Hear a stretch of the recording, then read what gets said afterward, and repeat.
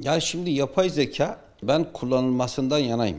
Ama belirli bir yere kadar yapay zekanın kullanılmasından yanayım. Ödev yapan öğrenci birçok kaynağa gidecek. Birçok ansiklopedi karıştıracak.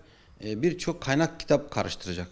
Yapay zeka bunu sorduğu zaman bilinmiş olan kaynağın ve ansiklopedilerin içerisinden bulduğu bilgileri öğrencinin veya işte kişinin önüne yığıyor. Bu bilgileri oradan alıp birebir motomot alıp onu kullanması ödevi yapay zekaya yaptırmaktır. Ya da araştıracağı konuyu yapay zekaya yaptırmasıdır.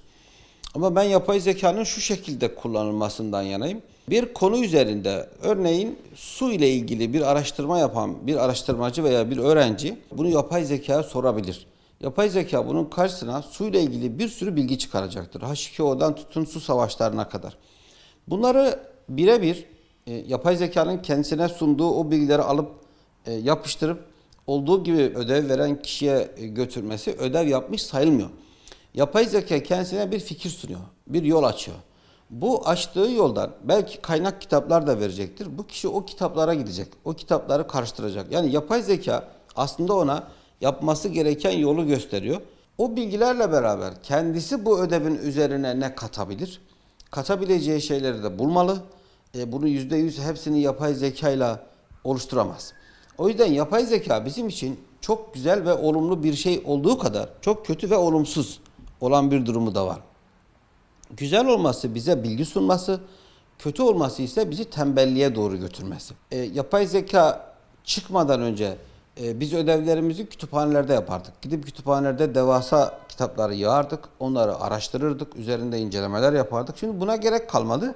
Çünkü yapay zeka ona sunuyor bu özelliği. Maalesef ödevi tamamen sorduğu o yapay zekanın bilgi formellerinden oluşturursa bu bir ödev değil. Şöyle bir plan yapacak. 10 gün, 15 gün içerisinde ben şu bilgileri bulacağım. Bu kitaplara, bu kaynaklara ulaşacağım ve bunlardan elde edeceğim bilgilerle bu ödevi hazırlayacağım diye plan yapması lazım. Bu 10 günlük plan yapay zeka ile beraber yaparsa 3 güne düşecek.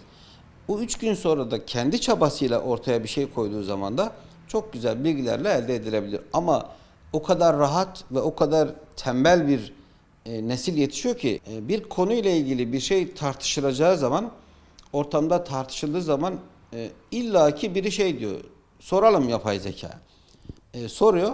Aldığı bilgileri kesin bilgilermiş gibi de kabul ediyor. Çünkü o dosya yüklendiği bilgileri yapay zeka size sunabilir. Yüklenmeyen bir şeyi sunamaz. Her şey o kadar yapay zekaya soruluyor ki yol tarifinden tutun yemeğe kadar. Öğrenciye bir paragraftaki yanlışlık oranını bile yapay zekaya soran öğrenciler artık türedi.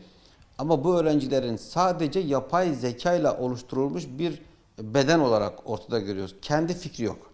Kendisine ait bir şey yok. Yapay zekanın olumsuz yönlerinden biri kişinin kendine ait hiçbir fikrinin olmaması. Tamamen yapay zeka ne diyorsa doğru odur. Onu kabul ediyor. Evet, bir öğrenci yapay zekayı kullanacaksa ki kullanmalı. Kendisine ait araştıracağı konu veya ödevle ilgili bilgileri soracak. Ama birebir yapay zekanın kölesi olmayacak. Kendisine göre de fikirleri edinmiş olacak. Ama yapay zeka ile çalışan öğrencilerin hiçbirinin kendine göre fikri yok. Tamamen yapay zekaya göre çalıştığı için tembelizm akımı ortaya çıkıp tembel öğrenciler ve tamamen yapay zekaya sırtını yaslamış öğrenciler oluştu yani. Ben buna karşıyım. Birebir onu model almayacak, kendi fikrini de ortaya koyacak, kendi araştırmalarını da ortaya koyacak. Ama araştırmacı ruh kayboldu. Tamamen %100 yapay zekaya sorup benim için de doğru budur deyip ödevini oluşturan öğrenciler türedi.